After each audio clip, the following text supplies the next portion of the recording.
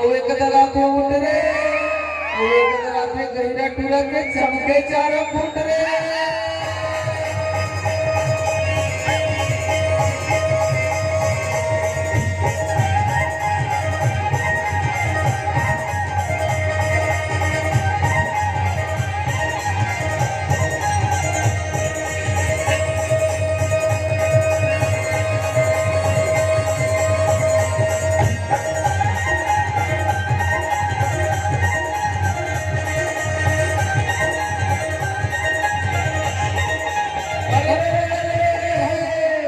चित्रकूट के घाट में भैया और संतन के भीड़ हो, तुलसीदास चंदन घिसे भैया के तिलक करे रघुवीर हो।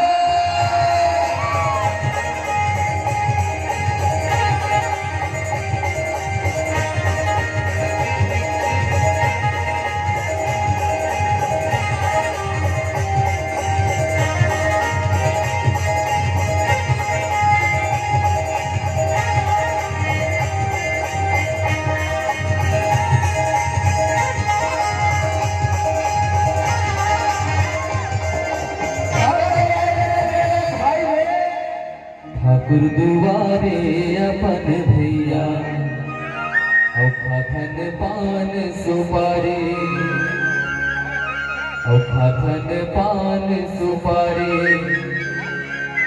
औ लोक छाया के लैका मनवा आयन तोर दुआरे।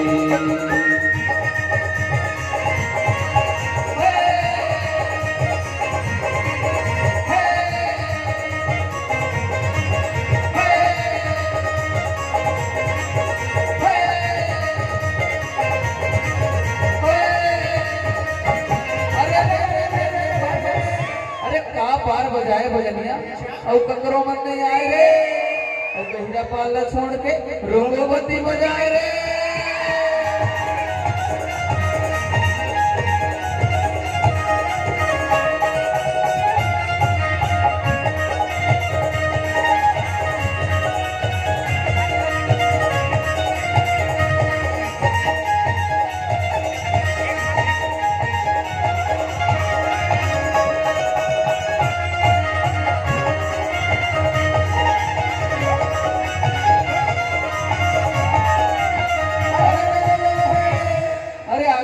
पहाड़ में संगी और जरगे चंदन रुख रे और फाफा मिर्गा उड़ चले ता चाटिया बजुरा दुख रे।